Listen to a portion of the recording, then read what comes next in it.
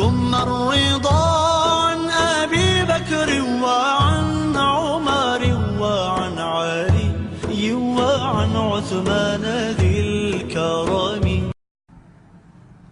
اس پورے دلائل کو اور حوالہ جات کو پیش کرنے کے بعد اینڈ پر میں نے یہ بات کی کہ اب آخر میں صرف ایک نقطہ رہ جاتا ہے کہ بعض اہل تشیع حضرات ان کا ایک سوال پورے دلائل سن کر کہ ناراضگی کا مسئلہ حل ہو گیا، ناراضگی ختم ہو گئی، اب ناراضگی کا تذکرہ کرنا سیدہ کائنات کو ناراض کرنے کے مترادف ہے، اللہ کے رسول کو ناراض کرنے کے مترادف ہے. وہ مسئلہ ختم ہو گیا. اب بحث ہے صرف اس روایت سے جس کو بڑا اچھالا گیا ہے صحیح بخاری میں، کہ اس میں جو لفظ آئے ہیں غاضبت و حاجرت، کہ ناراض ہو گئیں اور آپ سے لا تعلق ہو گئیں اور کلام نہیں کیا، اس کا پھر کیا معنی ہے؟ میں نے کہا تھا اینڈ پر اس کو انٹرٹین کروں گا. آج کی نشست انشاءاللہ پوری تفصیل سے اس نقطے پر گفتگو ہوگی. قبل اس کے کہ میں روایت کے ان الفاظ کی طرف آؤں، ایک بڑی اہم حدیث ہے جس کا ذکر اس موضوع کو شروع کرنے سے قبل نفس مضمون کو سمجھنے میں بڑا مددگار ہوگا، اور وہ بھی متفق علیہ ہے، صحیح بخاری میں بھی ہے. اب بحث چونکہ بخاری اور مسلم کی روایت پر ہو رہی ہے، چونکہ اعتراض بھی اسی پر کیا گیا، تو میں یہ بیان کر رہا ہوں، اور یہ دوسری کتب میں بھی آئی ہیں تفصیلات، بخاری اور مسلم میں اور دیگر کتب حدیث میں بھی. سیدنا فاروق اعظم رضی اللہ تعالیٰ عنہ کے پاس کچھ صحابہ کرام موجود تھے. سیدنا عثمان غنی، عبد الرحمن بن عوف، حضرت زبیر، حضرت سعد موجود تھے. سیدنا فاروق اعظم رضی اللہ تعالیٰ عنہ کے پاس حضرت عباس بن عبد المطلب رضی اللہ تعالیٰ عنہ اور سیدنا مولا علی المرتضیٰ کرم اللہ وجہ الکریم، یعنی چچا بھتیجا، دونوں بزرگ آپس کے اختلاف کی شکایت لے کر، ایک مقدمہ لے کر سیدنا فاروق اعظم کے پاس آئے. اور یہ مقدمہ کیا تھا؟ یہ اسی مال فدق کے بارے میں تھا، اموال بنو نذیر کے بارے میں تھا. یہ جو صدقات مدینہ، مال فدق، جو اموال فے تھے، ان اموال فے کے حوالے، ان کی آمدنی کے حوالے سے ان دو میں بھی ایک اختلاف تھا. میں نے عرض کیا کہ سمجھنے میں مدد ملے گی، بہت مدد ملے گی. سیدنا فاروق اعظم رضی اللہ تعالیٰ عنہ کے پاس آئے، اجازت مانگی، آپ اندر آ گئے. حضرت عباس نے کہا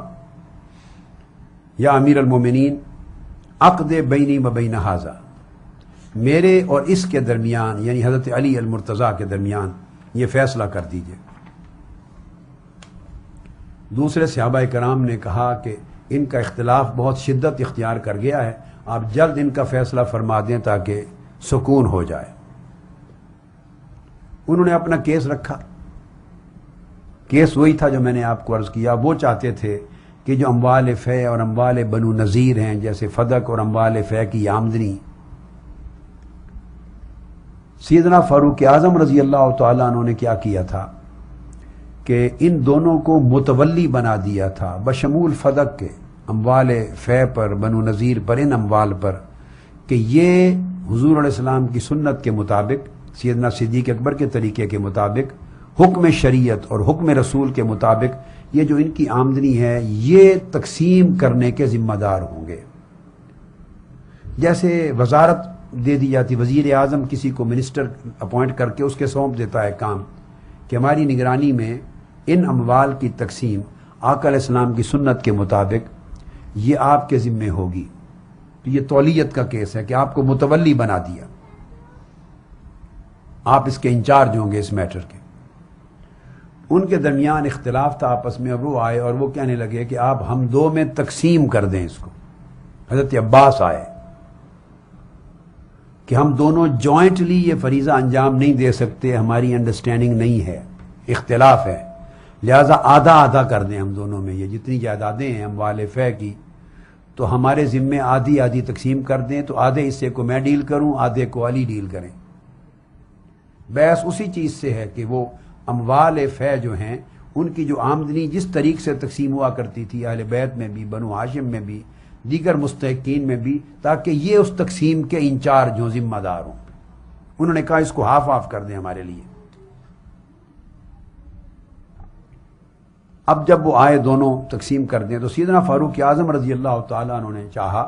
کہ اس اموال فے پر تقسیم کا لفظ اگر استعمال ہو جائے تو یہ ایسے لگے گا جیسے کسی کی وراثت اور ذاتی ملکیت بن گئی۔ اس پر قسم اور تقسیم کا لفظ بھی استعمال نہیں ہونا چاہیے، چونکہ یہ کسی کی وراثت نہیں ہے۔ جب انہوں نے کیس رکھا تو سیدنا فاروق اعظم رضی اللہ تعالیٰ عنہ نے فرمایا، فقال عمر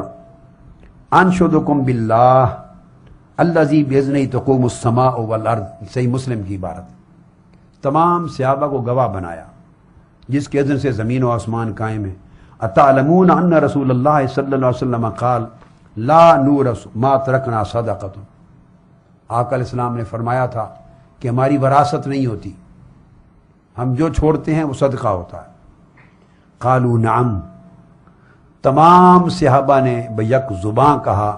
ہم جانتے ہیں، گواہ ہیں کہ آقا علیہ السلام نے یہ فرمایا تھا، تائید کرتے ہیں۔ ثم اقبل علی العباس وعلی، سارے صحابہ کی شہادت اور گواہی کے بعد وہ حضرت عباس اور حضرت علی کرم اللہ وجہ الکریم کی طرف پلٹے، سیدنا فاروق اعظم امیر المؤمنین رضی اللہ تعالی،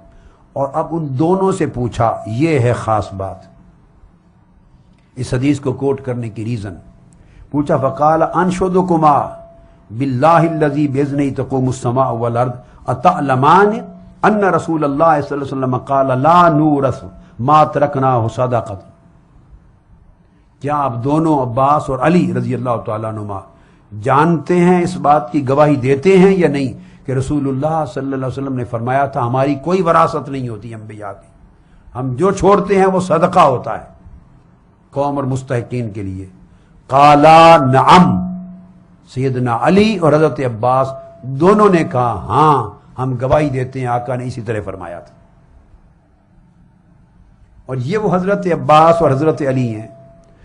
جب سیدہ کائنات فاطمۃ الزہرا رضی اللہ تعالیٰ عنہ سیدنا ابو بکر صدیق کے پاس تشریف لے گئی تھی تو حضرت عباس بھی ساتھ گئے تھے اس وقت، اور کسی روایت میں سیدنا علی شیر خدا کا جانا بھی آتا ہے، مگر بہت سی روایات میں نہیں آتا کہ وہ ساتھ گئے، بعض روایات میں آتا ہے، زیادہ تر سیدنا عباس اور سیدہ کائنات کا جانا آتا ہے۔ وہ میں نے عرض کیا کہ وہ گئے تھے، ان کا خیال تھا شاید ہمیں ملے گا یا وراثت ہوگی ہماری، تو حدیث پاک سن کر سیدنا صدیق اکبر سے مطمئن ہو گئے اور خاموش ہو کے واپس تشریف لے آئیں۔